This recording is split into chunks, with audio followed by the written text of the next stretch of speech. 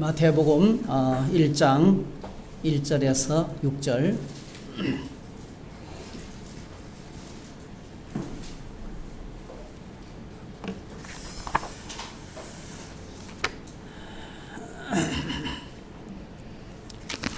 우리 한번 같이 읽겠습니다.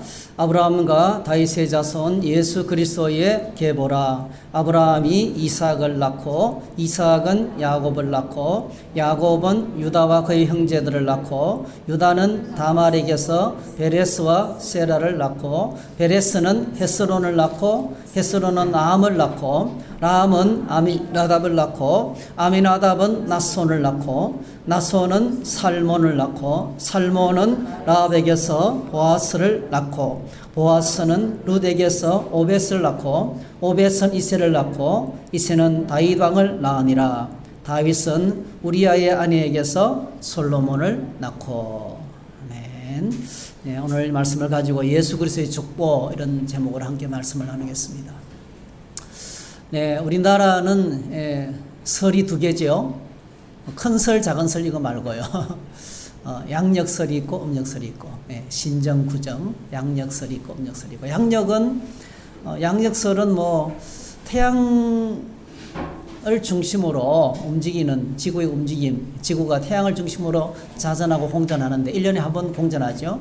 그리고 매일 한 번씩 혼자서 돕니다. 그래서 낮과 밤이 생기고 그리고 계절의 변화가 오고 기온의 차이가 나고, 참 우리나라는 정말 이 계절의 변화가 뚜렷한 너무 살기 좋은 나라입니다. 그래서 양력설은 태양을 중심으로 우리가 설을 지키는 겁니다. 1년에 한 번. 음력설은 지구와 딱 붙어 있는 달, 지구를 돌고 있는 달, 달의 움직임을 중심으로 음력이 이제 진행이 되고 음력설입니다. 어느 쪽이 더 정확할까요? 우리나라에서는 양력설은 뭐 그냥 하루고요. 음력설은 진짜 큰 명절입니다. 큰 명절. 이 태양을 중심으로 하는 양력은요, 그야말로 태양계에서는 태양이 없으면 모든 생명체는 죽습니다. 그죠? 이 태양이 엄청나게 중요합니다. 양력설을 무시하면 안 돼요. 양력을 무시하면 안 돼요. 이 태양, 수금지와 목토 천해명, 그 중에서 이 지구, 생명체가 유일하게 존재하는 이 지구 땅덩어리에 있는 모든 생명체는 태양이 없이는 살아갈 수가 없어요. 생명을 공급하는 아주 근원이 태양입니다. 너무 중요해요. 그리고 이제 그래서 이제 아까 말씀드렸던 것은 낮과 밤이 생기고요, 태양 때문에. 그리고 계절의 변화가 오고, 우리가 이렇게 농사짓고 생활하는 모든 삶이 태양 때문에 생깁니다. 그리고 음력은 이제 달을 중심으로 한 거죠. 달은 태양보다 훨씬 가깝게 있어요. 태양은 상당히 멀거든요, 여기서. 근데 달은 지구가 딱 붙어 있어 가지고 지구를 중심으로 달은 돌기 때문에 농사를 짓거나 바닷가에서 고기 잡아 하시는 분들은 이 음력을 무시하면 전혀 안 돼요. 굉장히 우리하고 밀접합니다. 그리고 뭐 동지라든지 입춘이라든지 이런 여러 가지 음력의 절기들은 정확해요. 사실은 달이 태양보다 지구가 더 가깝기 때문에요, 실제 생활에서는 음력이 훨씬 더 영향을 많이 끼치고 있어요. 거의 절대적이죠. 뭐 절대적 영향을 끼치고 있습니다. 제가 이 양력설과 음력설을 생각하면서 그런 생각을 했어요. 신앙적인 관점에서 양력과 음력을 어떻게 보면 좋을까? 다시 말씀드리면 신앙적인 의미에서 우리의 태양은 무엇일까? 우리의 달은 무엇일까? 그런 생각을 했어요, 저는요. 신앙적인 면에서 태양은요, 우리 신앙의 중심이 되신 예수 그리스도입니다. 할렐루야. 우리 신앙생활은 예수님을 중심에 모시고 살아가는 거예요. 여러분 꼭 기억하셔야 돼요. 성경 전체의 중심이요, 신앙생활, 우리 믿음의 대상의 가장 핵심은 예수 그리스도입니다. 예수님은 마치 태양 같은 존재예요. 우리 신앙의 태양 같은 존재입니다. 그런데 그럼 달 같은 존재는 누구일까요? 무엇일까요? 우리 가까이 계시면서 우리 생활에, 우리 삶에 아주 많은 영향을 끼치고 우리 생활을 인도하는 분이 누굴까요? 성령이시죠, 성령. 저는 음력, 이 달은 성령님과 같다는 생각을 했습니다. 그래서 오늘 저희들이 이 설을 맞이해서 여러분, 우리 신앙의 태양 같은 예수님을, 예수 그리스도를 중심에 모시고 날마다 성령님의 인도 속에서, 성령님이 우리 안에 계시잖아요. 성령의 인도를 따라서 귀를 기울여서 믿음으로 살면 온 세상 만물이 시간을 떠나서 계절이 바뀌고 사시사철 파종하고 성장하고 열매 맺고 꽃을 피우고 이런 풍성한 삶이 우리 안에 주어지는 것처럼 영적으로도 주님 안에서 이렇게 놀라운 풍성한 삶이 일어나게 될 줄로 믿습니다. 그렇게 되기를 축복합니다. 한번 고백해 볼까요? 태양 같은 예수님을 모시고 달 같은 성령님과 함께 풍성한 삶을 누리게 하소서. 그렇게 여러분을 주의 이름으로 축복합니다. 말씀 묵상이 민수기에서 갑자기 민수기의 민수기 10장 10절까지 준비했죠. 떠날 준비를 하고 딱 끝냈어요. 이제. 그리고 이제 정말 11장부터 여행이 시작이 되는데요. 흥미진진한 여행이 시작이 됩니다. 물론 민수기의 말씀 묵상은 저희들이 5월달, 6월달까지 말씀 묵상 그 일정표에 보면은 3월달, 4월달에도 민수기, 5월달, 6월달에도 민수기를 묵상해요. 그런데 계속 묵상하기가 좀 하니까 중간에 이제 마태복음이 들어왔어요. 상당히 중요한 의미가 있습니다, 여러분. 마태복음이 갑작으로 마태복음으로 말씀 묵상이 바뀌었습니다. 우리는 민수기가 주는 교훈을 잊지 말아야 됩니다. 여러분, 구약 성경 전체가 창세기부터 말라기까지 내용을 한번 생각해 보십시오. 구약 성경 전체가 우리에게 주는 선명한 한 가지 주제가 있는데요. 그것은요, 인간은 늘 실패한다는 거예요. 중요한 주제입니다. 사람은 실패한다. 구약의 역사 전체가요, 한마디로 말하면 실패입니다. 실패. 하나님께서 뭔가 하셨는데도 실패해요. 하나님께서 전능하신 능력과 지혜로는 온 우주 만물을 하나님 보시기에 너무 아름답게, 하나님 보시기에 너무 잘 만들었다 할 정도로 너무 기가 막히게 만드셨는데 인간이 사탄의 유혹을 받아서 하나님을 불신하고 교만하여 불순종으로 타락합니다. 그때부터요, 세상은 망가지고 하나님이 노아 홍수로 세상을 물로 심판하지만은 홍수를 경험한 노아 세대들은요, 창세기 11장에서 바벨탑을 샀습니다. 하나님께서 홍수를 우리를 멸하시려 하려도 우리 멸망하지 않을 정도로 높은 그러니까 하나님을 대항하는 거예요. 높은 바벨탑을 쌓아서 하나님과 대적합니다. 그래서 하나님께서 뭐죠? 그 사람들을 다 흩어버리시고 새로운 프로젝트를 시작하는데 아브라함을 부르셔요. 아브라함. 여러분, 우리가 성경을 처음부터 창세기부터 요한계시록까지 계속 여러분 읽으시기를 축복합니다. 계속 읽으면, 오늘 마태복음을 읽으면 그렇게 은혜스러워요. 근데 성경을 모르고 읽으면 뭔 말인지 하나도 몰라요. 이해되시죠?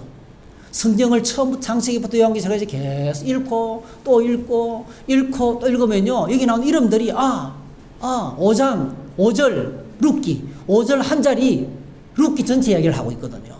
성경, 그리고 열왕기상하, 역대상하를 읽으면 이스라엘의 역사 가운데서 이 인물들이 아주 중요한 인물들이거든요. 그 사람들의 스토리가 쫙 이야기하면서 이 족보가요, 그냥 족보는 안 읽혀져요. 그래서 성경은 뭐죠? 항상 통독하셔야 돼요. 쭉쭉 읽어 나가야 돼요. 아시겠죠? 하나님께서 아브라함을 부르셨어요. 그리고 그 아브라함과 언약을 맺으시고 축복하셨어요.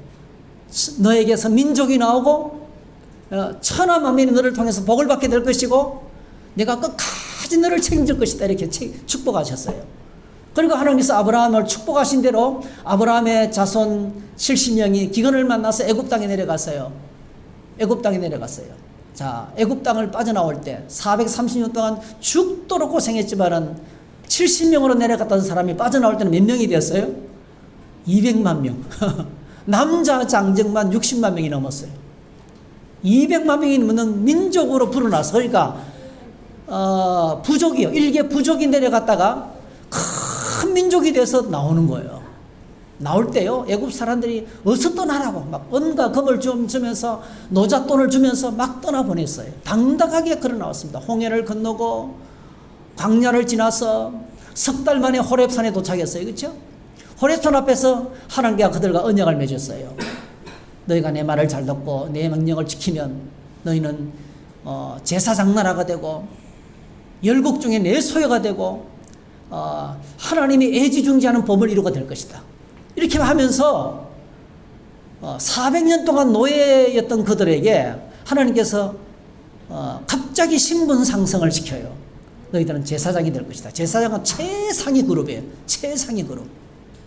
너희들은 세상을 축복하는 제사장 나라가 될 것이다. 이렇게 약속을 하십니다. 자, 그런데 그렇게 은혜로 홍해를 건너고 노래를 부르고 자유를 외치면서 만세를 목소리 터지게 외쳤던 그들. 여러분, 우리나라가요 1948년도 일본으로부터 45년인가요? 독립할 때요, 사람들이 그 독립의 감격이 너무 컸어요. 목소리를 목청껏 외치다가 목이 터진 사람이 한둘이 아닙니다, 여러분. 진짜로. 소리를 너무 크게 소리 지르다가 목이 터진 사람 봤어요? 진짜 목이 터져 죽은 사람이 있어요. 많아요. 실제적으로 엄청나게 많았어요. 역사 기록에 하면. 이스라엘 백성들이 그랬어요. 홍해를 건너면서 그들은요, 막 미친 듯이 춤추면서 하나님을 찬양했어요. 그 구원의 감격은 이루 말할 수가 없어요. 그런데 여러분, 그렇게도 막 기뻐하고 감격하고 노래 불렀던 그들이 드디어 뭐죠? 떠날 준비를 하고 광야 여행을 시작했는데 어떻게 됐어요? 예, 한번 따라합시다. 완전 망했다. 예, 완전 망했어. 그 출애굽 한 1세대들은요, 광야에서 40년 동안 방황하면서 우상숭배하고 관음에 빠지고 하나님을 시험하고 불평하고 원망하다가 뭐죠? 다 죽었어요. 다 죽었어요. 그래서 민수기의 교훈은요, 그 엄청난 감격으로 구원받았지만은 그들은 가나안 땅의 축복에 들어가지 못하는 실패를 경험합니다. 하나님께서 새로운 세대를 일으켰어요. 출애굽 2세대들 가나안 땅에 들어가게 하셨어요. 왕을 요구해서 왕을 세웠어요. 국가가 되었어요. 이스라엘을 감당할 나라가 없었어요. 근데 결과가 어떻게 됐어요? 우리가 지금 족보 속에 나오는 인물들, 족보 속에 나오는 예수 그리스도의 족보 속에 나오는 왕들, 나라를 다 망쳤어요. 나라를 다 말아먹었어요. 회복 불가능할 정도로 엉망으로 만들어버렸어요. 그래서 여러분, 북쪽의 이스라엘은 주전 721년에 망하고 아수르로부터 망하고, 남쪽의 유다는 주전 580년도에 바벨론으로부터 멸망을 하겠어. 나라는 무너지고 성벽도 무너지고 성전은 박살이 나고 성전의 기명들은 다 약탈당하고, 그리고 백성들은 한 무리들은 애굽 땅으로 도망가고, 예? 한 무리들은 바벨론으로 붙잡혀 갔어요. 이거 보고 말짱 도로몽이라고 그래요, 여러분. 이스라엘 백성들이 어디서 나왔어요? 애굽 땅에서 나왔잖아요. 애굽의 노예에서 나왔잖아요. 아브라함이 어디서 출발했어요? 바벨론 땅에서 나왔잖아요. 그렇죠? 바벨론에서 나오고 애굽 땅에서 나왔는데, 구약의 역사는요, 창세기부터 말라기까지의 역사는 원래대로 다 돌아가는 거예요. 애굽으로 끌려가고 애굽으로 도망쳐 나가고, 예레미야도 애굽에까지 가서 끝까지 그들을 위해서 사역합니다. 그리고 수많은 하나님의 백성들이 바벨론의 포로가 되어서 70년 동안 노예 생활을 합니다. 그러면서 400년의 시간이 흐르면서 이 중간기를 거치면서 예수님을 기다리는 거예요. 메시아를 기다리는 거예요. 목 빠지도록 기다리는 거예요. 그래서 드디어 오늘 본문에 예수님이 오신 거예요. 이런 구약 성경 전체는요, 실패입니다. 실패. 인간은, 하나님은 위대하시지만은 인간은 실패했어요. 실패의 역사를 기록하고 있는 겁니다. 자, 그리고 이제 구약이 끝나고 신약이 시작되면서 제일 처음으로 마태복음이 나옵니다. 사실요, 마가복음이 제일 먼저 기록됐어요. 제일 먼저 기록된 것이 마가복음이에요. 마태복음은 양도 많고, 마가복음은 16장, 마태복음은 28장. 예. 양도 많고요. 훨씬 뒤에 기록됐어요. 근데 마태복음이 왜 맨 앞에 나올까요? 이유는 딱 한 가지예요. 마태복음 속에는요, 구약 성경에서 하나님이 약속하신 말씀이 제일 많이 기록되어 있어요. 그러니까 마태복음에는 구약 성경을 제일 많이 인용했어요. 그리고 앞에 족보가 나오면서 뭐죠? 자연스럽게 구약의 역사를 이어서 설명해 주고 있는 거예요. 그러니까 구약 성경하고 가장 밀접하게 다리 역할을 하는 복음서가 어느 복음서라고요? 마태복음. 그래서 마태복음이 제일 먼저 앞자리에 나오는 거예요. 자, 마태복음은 시작하자마자 주제부터 빵 선포합니다. 여러분, 성경은요, 항상 주제를 먼저 선포해요. 창세기 1장 1절. 다 같이 해볼까요? 시작. 태초에 하나님이 천지를 창조하시니라. 그게 주제잖아요. 하나님이 온 우주 만물의 주인이라는 거예요. 온 땅의 모든 것은 하나님이 이끌라는 거예요. 그러니까 당연히 하나님을 섬겨야 되죠. 여러분, 이것보다 무서운 선언이 있어요. 태초에 하나님이 천지를 창조하시니라. 이 말씀보다 무서운 말씀이 없어요.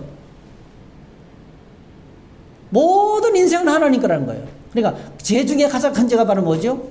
자식이 부모를 섬기지 않는 것처럼, 자녀가 눈에 보이는 부모님을 공경하지 않는 것처럼, 지음을 받은 피조물이 창조주 하나님을 무시하며 살아가는 것, 예배하지 않는 것, 그 가장 근본적인 죄인 거예요. 하나님 모르는 것, 하나님 예배하지 않는 것이 가장 큰 죄인 거예요. 이게. 그래서 성경은 시작하면서 주제부터 시작하는 거예요. 근데 마태복음도 똑같습니다. 시작하면서 주제를 바로 시작해요. 자, 우리 한번 1장 1절 한번 읽어볼까요? 시작. 아브라함과 다윗의 자손 예수 그리스도의 계보라. NASB가 훨씬 더 정확합니다. 여러분, NASB는요, 뉴스 아메리칸 스탠다드 바이블은요, 원문 성경을 그대로 영어로 옮겨놓은 거예요. 그래서 원문의 의미를 좀 알려면 NASB를 보면 되고요. 이 성경 말씀을 또 현대적인 감각으로 번역을 잘해낸 것이 유진 피터슨 목사님이 쓴 메시지 성경이에요. 메시지 성경은 지금 이제 우리 한국말로 전부 다 100% 번역이 다 됐어요. 신구약이 다 번역됐어요. 그 메시지 성경이 비교적 잘 됐어요. 상당히 현대적 감각으로 너무 번역을 잘했어요. 유진 피터슨 목사님은 뭐 언어 전문가니까요. 네, 워낙 탁월한 분이셔서. 그래서 너무너무 좋은 책인데요. 이 NASB 보면은 원래 우리나라 말씀은 아브라함과 다윗의 자손이잖아요. 영어 성경은 안 그래요. 다윗의 자손, 아브라함의 자손, 예수 그리스도의 족보라 이렇게 했어요. 순서가 다윗의 이름이 먼저 나와요. 그리고 오늘 이 족보의 특징이 있어요. 자, 누구는 누구를 낳고 하는데 사실 중간에 이름이 많이 생략됐어요. 그런데 숫자 몇을 맞췄어요? 14를 맞추고 있어요. 14. 그래서 우리 확인해 볼까요? 1장 17절. 자, 시작. 그런즉 모든 대수가 아브라함부터 다윗까지 14대요. 다윗부터 바벨론으로 사로잡혀 갈 때까지 14대요. 바벨론으로 사로잡혀 간 후부터 그리스도까지 14대더라. 그러면 14 곱하기 3은 42. 이명이 나와야 되잖아요. 근데 실제로는 41명이에요. 다윗이 2번이나 반복이 되고 있어요. 억지로 맞춘 거예요. 억지로. 14라는 숫자를 억지로 맞췄어요. 여러분, 이 14라는 숫자가 뭐냐면요, 히브리어 단어는요, 제일 첫자가 알렙입니다. 알렙. 그 다음에 두 번째다가 베터입니다. 베터, 비. 예. 그 다음에 세 번째자가 달렛입니다. 디귿입니다. 우리나라 기억년, 디귿년처럼. 근데 이 숫자는 다 이 순서에 따라서 번호가 붙어요. 1번, 2번. 그러니까 히브리어 자음 자체는요, 그 단어 자체가 그 자음도 되지만은 숫자도 갖고 있는 거예요. 아시겠죠? 히브리어 자체가 숫자를 갖고 있다니까요. 근데 다윗이라는 이름을 숫자로 합치면 그 다윗이란 달렛, 그 다음에 나오는 자음 있잖아요. 자음의 숫자를 합치면 14가 되는 거예요. 이해되죠? 14. 그래서 여러분, 이스라엘 이 족보를 기록하면서 예수님의 족보가 누구의 족보예요? 예수님은 다윗의 자손이라는 거예요. 여러분, 다윗의 자손 예수야 부르죠, 사람들이. 그게 메시아라는 뜻입니다. 메시아. 하나님이 보내신 메시아라는 뜻입니다. 그러니까 이스라엘 백성들을 소개하는 다윗은 말은 뭐죠? 메시아의 상징적인 존재예요. 하나님 나라 왕국의 왕의 상징적인 존재인 거예요. 그래서 이 예수님의 족보를 쓰면서 지금 유대인들에게 마태복음을 쓰면서 14라는 숫자를 억지로 맞춘 거예요. 중간에 뭐 유대왕 중에 아마세라든지 이런 수많은 왕들이 다 생략됐어. 그래서 14대를 맞춘 거예요. 아시겠죠? 그러니까 이건 단순히 유대인들이 어떤 이름의 숫자를 맞춘 그 하나의 습관, 문학적인 습관이라고 보시면 돼요. 그래서 이름이 쫙 이렇게 나옵니다. 쭉 나오는데요. 1절에서 주제가 예수님은 아브라함의 자손이고 다윗의 자손이라는 거죠. 아브라함의 자손이고 다윗의 자손. 이게 이제 우리 말씀의 오늘 큰 중심 주제입니다. 자, 우리 이쪽 족보를 한번 들여다봅시다. 이 족보는 먼저요, 유다의 후손들의 이름을 기록하면서, 그러니까 유다의 아브라함과 다윗의 후손이신 예수님의 족보를 기록하고 있는데, 먼저 이 족보는 왕통 족보죠. 왕의 족보입니다. 왕. 하나님께서 다윗에게 약속된 왕통 족보거든요. 그 족보를 그냥 쭉 읽어나가면, 와, 이러면 예수님의 족보 속에 왕들이 수두룩해요. 다 왕들입니다. 왕들. 굉장히 이거는 뭐 영광스럽고 찬란한 족보예요. 여러분 집안에 혹시 왕들이 계신가요? 왕들이 계신가요? 족보 쉽지 않죠, 그죠? 네. 왕들이 우리 족보 가운데 있다면 우리 왕족이잖아요, 그죠? 상당한 자부심을 갖고 있을 거예요, 지금요. 금홍 집사님 왕족이세요? 아니, 웃고 계시길래. 네. 네. 다 겸손하게 보이세요. 아무도 도단 분이 한 분도 없습니다, 지금. 그런데 여러분, 이 족보를 들어보면요, 얼마나 인간의 실패와 제약으로 가득 차인지 몰라, 이 족보 속에. 이 예수님의 족보가 부끄러워요. 낯이 뜨거워서 읽어 내려갈 수가 없어요, 족보를. 1장 3절, 당장 있잖아요. 유다지파, 유다부터 보세요. 1장 3절 보세요. 1장 3절. 한번 읽어볼까요? 시작. 유다는 다말에게서 베레스와 세라를 낳고, 베레스는 헤스론을 낳고, 헤스론은 남을 낳고, 유다는 다말에게서, 여러분, 다말은 유다의 며느리입니다. 유다의 두 아들이 있었는데요, 유다의 큰아들하고 다말하고 결혼했어요. 근데 큰아들이 아이를 안 낳으라는 거예요. 하나님이 악하게 보시고 죽였어요. 여러분, 유다의 아들들이 다말과 결혼해서 아이를 낳아야 돼, 안 낳아야 돼요? 아이를 안 낳으면요, 메시아가 못 오셔요, 지금. 이 집안 가문을 통해서 메시아가 오셔야 돼요. 온 인류를 구원하실 메시아가 오셔야 되는데 아이 낳기를 거절하는 거예요. 이게 뭐죠? 하나님을 향해서 어게인스트 하는 거예요. 하나님에서 대적하는 거예요. 하나님 쳐 죽였어요. 하나님께서 그를 심판해서 죽였습니다. 그러면요, 큰아들이 아이를 낳지 못하고 죽으면 둘째 아들이 큰아들 몫을 감당해야 돼요. 결혼하기보다는 아이를 낳아줘야 돼요. 근데 둘째 아들도 즐기기만 하고 아이 낳는 것을 피하는 거예요. 또 죽였어요. 유다의 셋째 아들이 있거든요. 가만히 보니까 유다가 보니까 셋째 아들을 다말에게 줬으면 셋째 아들도 죽을 것 같거든. 그 이제는 안 주는 거예요. 책임을 회피하는 거예요. 그러니까 이 다말이 목숨 걸고 아이를 낳기 위해서 어떻게 하냐면은 길가에서 유다가 지나가는 길목에서 기다리고 있다가 기생으로 변장하고 기다리고 있다가 시아버지를 유혹해가지고 술을 먹이고 동침했어요. 그래서 누가 태어납니까? 베레스와 세아라가 태어나는 거예요. 다말은요, 메시아가 오시는 일을 위해서 아들을 낳기 위해서 자기 목숨을 걸은 거예요. 이게 맞아 죽을 일이거든요. 화형당할 일입니다. 화형당할 일. 얼마나 부끄러운지 몰라. 여러분, 이런 일이 지금 예수님의 족보 가운데 일어났다니까요. 5절 6절. 자, 읽습니다. 시작. 살몬은 나합에게서 보아스를 낳고, 보아스는 룻에게서 오벳을 낳고, 오벳은 이세를 낳고, 이세는 다윗 왕을 낳으니라. 다윗은 우리아의 아내에게서 솔로몬을 낳고. 5절 한 절이요, 룻기서 전체를 다 이야기하고 있어요. 룻이라는 여인은 이스라엘 여인이 아닙니다. 이스라엘과 철천지 원수 모압 여인입니다, 여러분. 원수의 여인이에요, 원수 집의 딸입니다, 여러분. 그런데 여러분, 베들레헴 땅에 기근이 찾아오니까 이 엘리멜렉이라는 가장이 먹고 살려고, 엘리멜렉 이름만 봐도 굉장히 거룩한 집안의 가문이에요. 이 엘리멜렉이 먹고 살려고 원수 땅으로 들어가요. 모압 땅으로 가서 살려고 하는. 근데 살려고 들어갔는데 세상에 그 땅에 가서 두 아들을 결혼시켰어요. 두 아들을, 기럯과 말론이라는 두 아들을 결혼시켜서 자부들을 얻었어요. 근데 어떤 일이 생기냐면요, 살려고 갔는데 그 땅에서 엘리멜렉 가장이 죽고 두 아들이 죽어버렸어요. 그래서 한 집안에 그 시어머니 나오미하고 두 며느리만 남게 된 거예요. 가부 셋이 집에 남게 된 거예요. 엄마가 새파란 청춘의 젊은 모함 여인을 향해서 너희들은 내 인생을 찾아서 떠나가라. 나는 너희들과 결혼시켜줄 아이를 낳을 수 없다. 이렇게 돌려보내는데요. 룻은요, 시어머니 룻은, 모함 여인 룻은 끝까지 어머니를 따라가는 거예요. 어머니의 하나님이 나의 하나님이 되고 어머니의 백성이 나의 백성이 될 거예요. 나는 어머니를 절대로 떠나지 않겠습니다. 목숨 걸고 어머니를 받들어 섬기겠습니다. 그래서 룻이 시어머니 나오미를 따라서 베들레헴으로 돌아오는 거예요. 돌아와서 누굴 만납니까? 보아스를 만나고 결혼해요. 그래서 거기서 누가 태어납니까?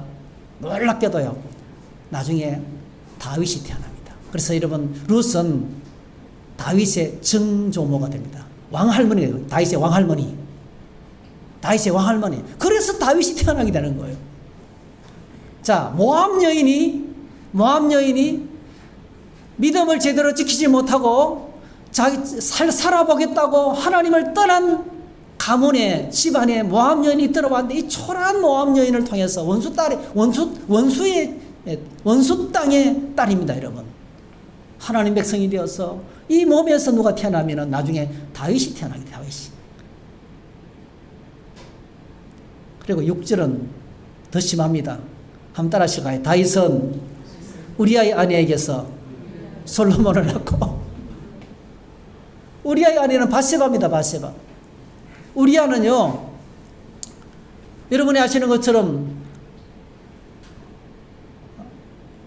일급충신이다. 일급충신 군인 장교입니다, 여러분. 그건 군대 지휘관입니다. 목숨 걸고 나라를 위해서 싸우는 사람입니다. 그런데 다윗이 암몬과의 전쟁에 출전하고 난 다음에 이 바세바하고 동침하는 거예요. 간통을 하는 거예요.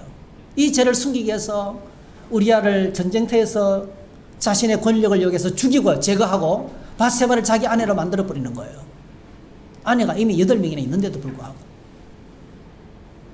가장 이쁜 아내들을 수없이 많이 건드리고 있는데도 불구하고 이 충성스러운 신하를 죽이고 아내를 뺏어와가지고 자기 아내를 삼습니다. 거기서 태어난 자가 누구라고요?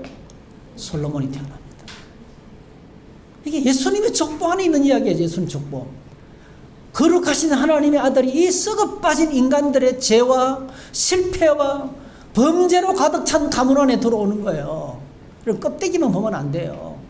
껍데기만 보면 왕족들의 이름이 쫙 나오고, 뭐 다윗 왕이 나오고 솔로몬이 나오고 대단하잖아요. 근데 실제로 들어가 보면 이게 다윗의 진실이고 이게 이스라엘의 현실인 거예요. 마치 이게 사실 우리끼리 이야기지만요, 혹시 다른 사람이 들을까 싶어서 두려워요. 이게 기독교 안에 예수님이 오신 족보 가운데 벌어지는, 이게 있을 수 없는 일이에요. 그 다음에요, 7절부터 11절까지 왕들의 이름이 쫙 나오는데요. 솔로몬은 르호보암을 낳고, 르호보암 어떤 사람입니까, 여러분? 국가 원로들의 말을 무시하고 젊은 보좌관들의 말을 듣고 강경책으로 밀어붙이다가 나라를 완전히 두동강냈습니다. 르호보암 왕 때 남쪽 유다, 북쪽 이스라엘 10개 지파가 떨어져 나갔어요. 나 당신들하고 같이 못 살겠다. 이제 힘들어서 못 하겠다. 우리끼리 나가서 잘 살 거야. 10개 지파가 떨어져 나가서 독립해버렸어요. 북쪽에 이스라엘을 만들었어요. 남쪽에 유다만 동그랗게 혼자. 그러니까 그때 이때부터 뭐죠? 나라가 두 쪽이 남과북이 되어서 치열하게 싸웁니다. 얼마나 싸움을 끝까지 하는지 몰라요. 르호보암 나라를 두동강낸 사람이에요. 자, 여기 보면은 아사, 여호사밧, 우시야, 히스기야, 그 다음에 마지막 요시야. 이런 사람들은 정말 경건하고 선하고 멋진 사람이에요. 정말 믿음이 좋은 사람들이에요. 요시야 같은 사람은요, 너무 안타까워요. 기울어져가는 나라를 요시야는 8살 때 왕이 됐습니다, 여러분. 8살 때 왕이 됐는데, 다윗의 아들이죠. 다윗 후손이죠. 8살 때 왕이 됐는데 이 요시야가 얼마나 훌륭한지, 성경책을 발견하고 은혜를 받고 무너진 성전을 수축하고 산당들을 없애고 진짜 개혁왕입니다. 개혁왕. 나라를 다시 리뉴얼 하려고요. 얼마나 몸부림치는지 몰라요. 그런데 여러분, 남쪽에서 애굽이 쳐들어온 거예요. 애굽이 공격을 해온 거예요. 이 전쟁에 나가면 안 돼요. 간섭 안 해도 돼요. 애굽의 애굽왕 너보가, 야, 요시야, 너는 너하고 나는 너하고 싸우기 싫다. 사실 이 애굽 땅이 이스라엘을 공격한 게 아니고요, 다른 지역으로 공격하러 올라갔거든. 근데 올라오는 것마다 겁이 나가지고 이 전쟁을 판단착오해서 참여했다가 어떤 사람이 무식질에 쏜 화살에 맞아서 죽습니다.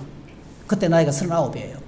8살에 즉위 해가지고 31년 동안 즉위를 하고 장렬하게 전사합니다.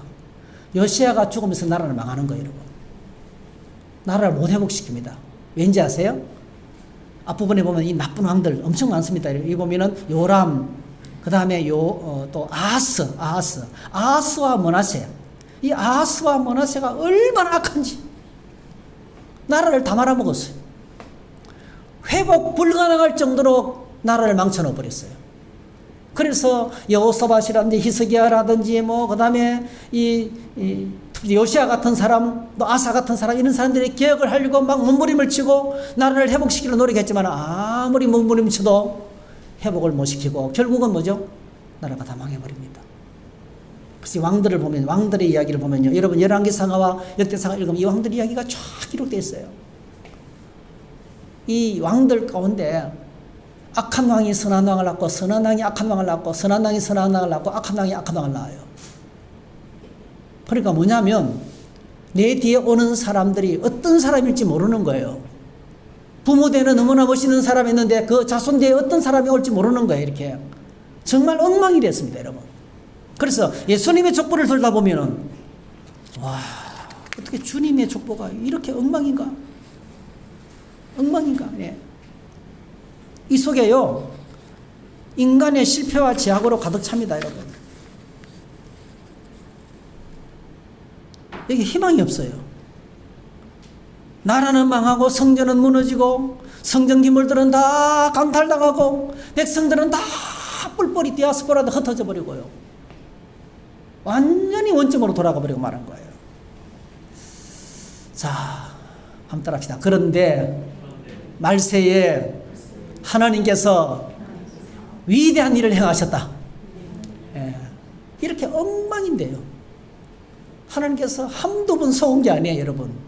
하나님께서 세상을 새롭게 해서 한두 번 역사 가운데 일하신 게 아니에요. 수많은 선자를 보내고 끝없이 녹였는데 이 정도 되면은 아이고 이제 모르겠다, 포기할 만도 한데 하나님 우리 인간을 포기하지 않으셨어요. 여러분 포기하지 마세요. 저 인간 안 된다 포기하지 마세요. 절대로 하나님이 포기하지 않으세요. 이렇게 실패를 거듭하고 실패를 거듭했지만은 하나님은 이 말세에, 이 마지막 세대에 구원자를 이 땅에 보내신 거예요.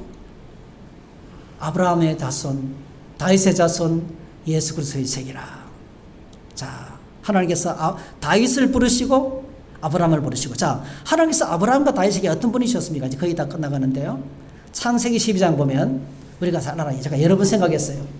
한번 읽어보겠습니다. 시작. 여호와께서 아브라함에게 이르시되 너는 너의 고향과 친척과 아버지의 집을 떠나 내가 내게 보여줄 땅으로 가라. 내가 너로 큰 민족을 이루고 내게 복을 주어 내 이름을 창대하게 하리니 너는 복이 될지라. 너를 축복하는 자에게는 내가 복을 내리고 너를 저주하는 자에게는 내가 저주하리니 땅의 모든 족속이 너로 말미암아 복을 얻을 것이라 하신지라. 여러분 창세기 12장 이 축복이 여러분의 복이 되시기를 축복합니다. 최고의 축복이에요. 자, 너는 복이 될지라, 복덩어리가 될지라 이렇게 말했어요. 복덩어리가 될지라. 제가 어저께 어떤 집을 신방을 갔거든요. 좀 늦게 갔거든요. 갔더니 막 김치 만두를 만들고요, 불고기를 막 숯불에 구워 먹고, 와, 진짜 설 같아요. 온 식구들이 다 모여가지고요, 와, 너무 분위기 좋은 거예요.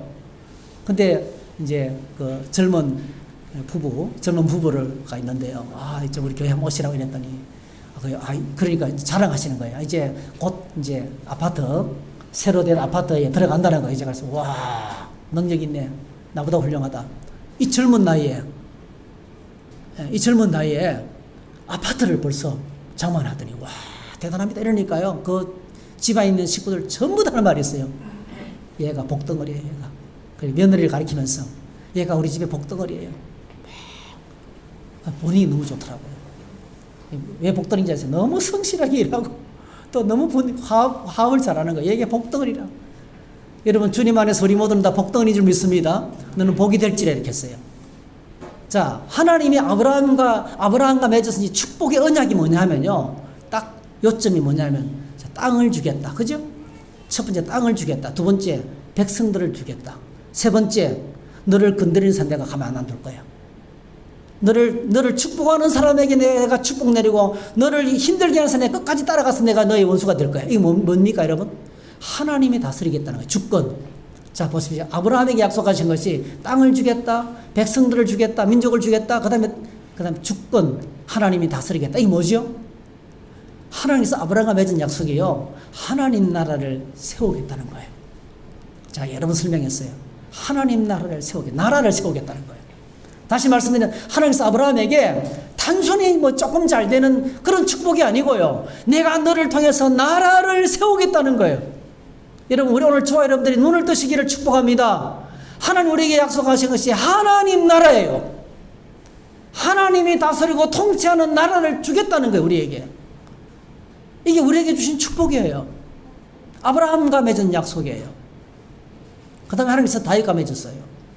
사무엘하 7장에서 다윗이 하늘께 가서 내가 하나님의 집을 짓겠습니다 하니까 웃기는 소리 하지 말아라. 네가 내 집을 짓는다고? 야, 내가 너의 집을 짓는다. 네가 내 집을 짓는 게 아니고 내가 너의 집을 지을 거야. 이러면서 쭉 설명하는 이 말씀이 사무엘하 7장 이 다윗이 하나님과 맺은 언약이에요. 이 언약도 똑같습니다, 여러분. 뭘 주겠다? 땅을 주겠다. 자, 이게 보시면 제가 이제 시간이 없어서 빨리 넘어가야 되는데요. 자, 10절. 자, 10절. 내가 또 내 백성 이스라엘을 위하여 한 곳을 정하여 그를 심고 그를 거주하게 하고 다시는 옮기지 못하게 하며 이랬어. 이게 뭡니까? 가장 안전한 땅을, 어느 누구도 침략할 수 있는, 진짜 편안하게 살아갈 수 있는 땅을 주겠다는 거예요. 월세집, 전세집 전전하지 않고 이제는 뭐죠? 딱 한 곳에 머물러 자손만 대가 살아갈 수 있는 집을 하나 주겠다는 거예요. 땅을 하나 주겠다는 거예요. 그 다음에 뭐죠? 계속 자녀들이 태어나게 되는 거예요. 민족을 주겠다는 거예요. 세 번째 뭐죠? 하나님이 영원토록 너의 집을, 너의 주권을 견고하게 한다. 똑같습니다, 여러분. 다윗의 언약도요, 하나님께서 다윗에게 주신 언약도 땅을 주겠다, 백성을 주겠다, 뭘 주겠다요? 주권, 하나님 다스리겠다. 아브라함에게 주셨던 그 약속을 조금 바꿔가지고 말씀하셨는데, 하나님께서 다윗에게 뭘 주겠다는 거예요? 하나님 나라를 주겠다는 거예요. 내가 너를 통해서 하나님 나라를 세우겠다는 거예요.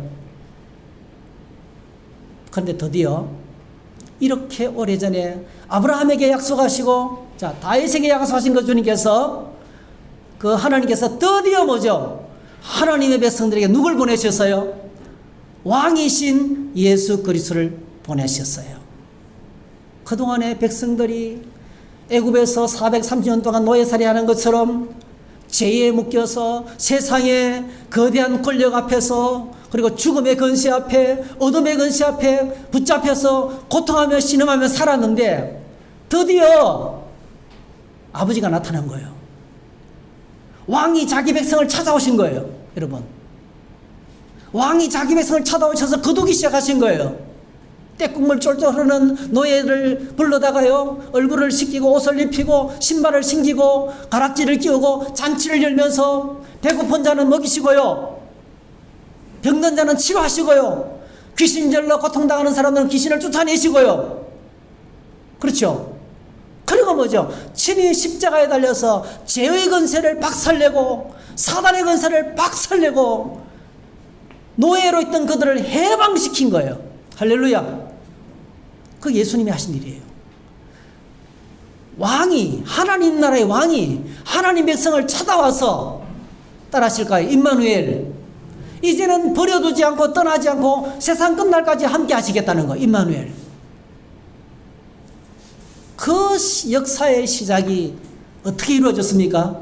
이 냄새나고 더럽고 추한 족보의 인간, 이 족보의 세계, 유다 지파의 족보의 세계 속으로 오신 거예요. 그래서 우리는 두 가지 결론을 내릴 수 있어요. 두 가지 결론. 첫 번째, 왕통족보는 인간의 실패와 제약이라는 거예요.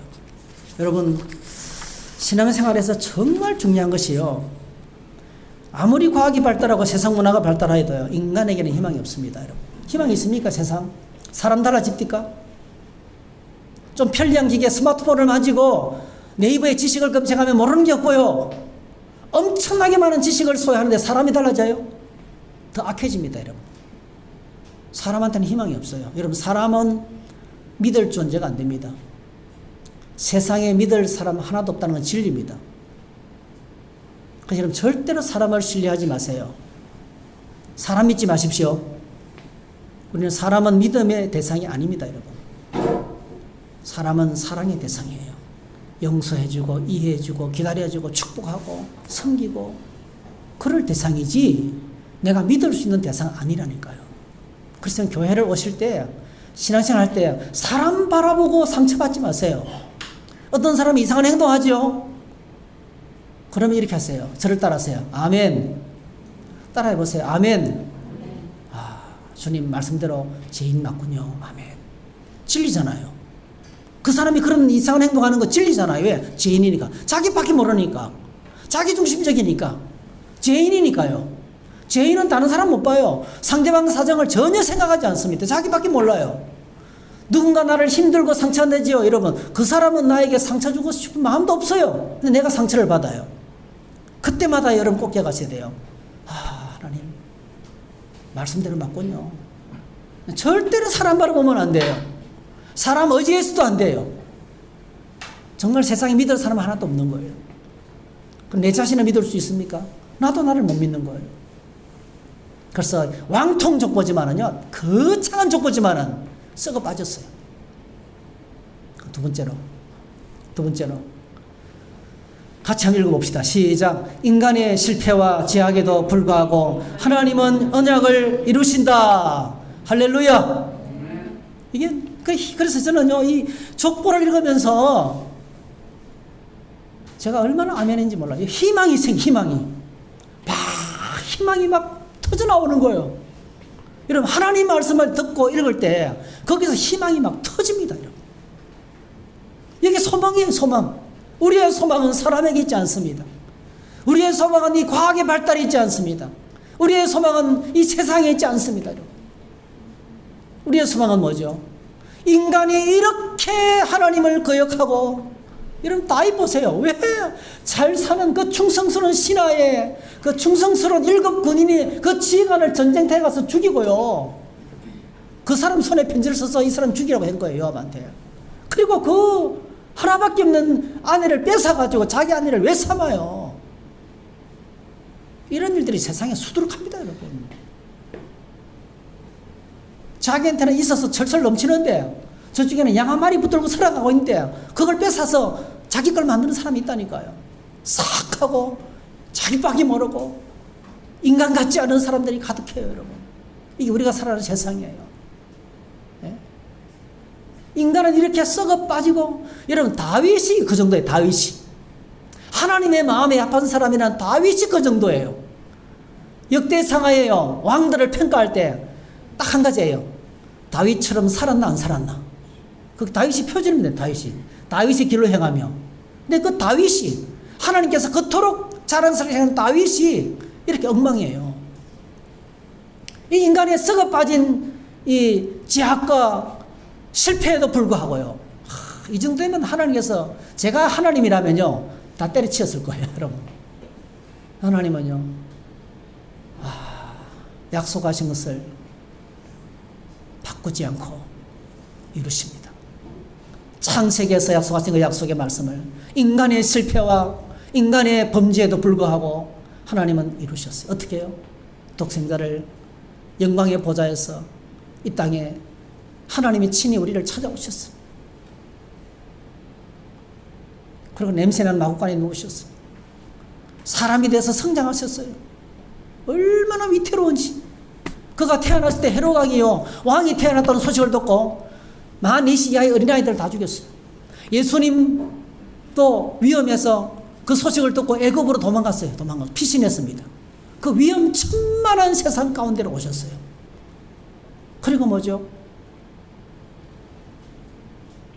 이 땅에 오셔서 공생의 사역을 시작하면서 질병을 고치시고 귀신을 쫓아내시고 백성들을 먹이시고 그 소외된 사람들에게 다가가서 나도 끓여주시고 그 버림받은 사람들 치료하시고 죽은 자를 살리시고 이런 일을 하시다가 마지막에 십자가에서 죽음으로 말미암아서 우리의 모든 죄값을 지불하시고 부활하시고 성천하셔서 그 끝내지 않고요, 우리에게 성령을 보내주셔서 지금도 우리와 함께 하시는, 그러면서 뭘 이루어갑니까? 여러분 약속하셨죠?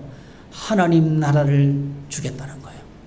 하나님 나라를 주겠다는 약속을 그대로 이루어갑니다. 여러분 꼭 기억하시기 바랍니다. 이 명절에 하나님께서 우리에게 주신 최고의 축복은 바로 뭡니까? 우리에게 뭘 주겠다는 거예요?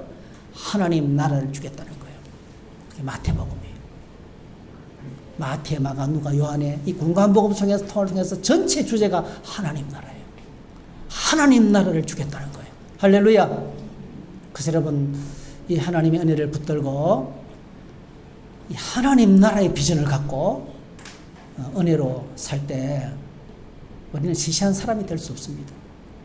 큰 비전을 갖고 월드 크리스찬이 돼요. 월드 크리스찬. 예.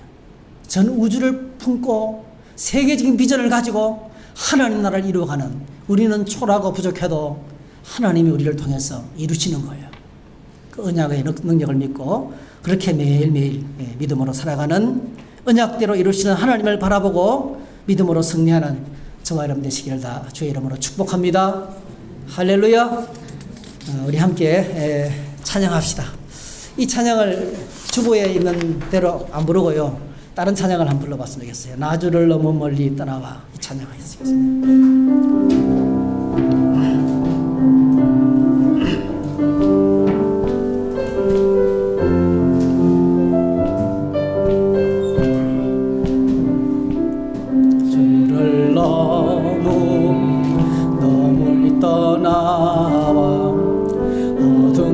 골짜기 헤매였네. 절망 가운데 하늘을 보며 주의 이름 부르짖네. 어둠을 뚫는 친밀한 사랑, 내 영혼에 빛 비추네. 다 이루셨네. 내 영평 안에 예수 나의 참 소망. 그 크신 사랑 천냥 못하리. 한없는 은혜, 한없는 은혜 형언 못해. 나주의 주님 영광 버리고 온갖 멸시 감당하셨네. 주님 달리신 십자가 희생, 만왕의 왕 날 사셨네. 나는 영원히 주와 살리라. 예수 나의 참소. 할렐루야. 할렐루야. 날 자유케 하신 주. 할렐루야. 죽음을 이기시고 모든 사슬 풀리네. 예수 이름 부를 때 예수 나의 참소. 할렐루야. 아멘. 할렐루야. 날 자유케 하신 주. 할렐루야. 죽음을 이기시고 모든 사슬 풀리네. 예수 이름 부를 때 예수 나의 참 소망. 셋째 날 새벽 침묵을 깨고 약속 이루신 부활의 주. 유다의 사자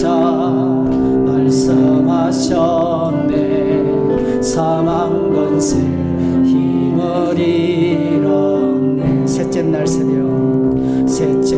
새벽 침묵을 깨고 약속 이루신 구할의 주 유다의 사자 말씀하셨네.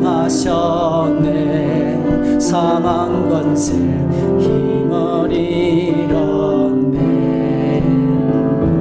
예수 승리하셨네.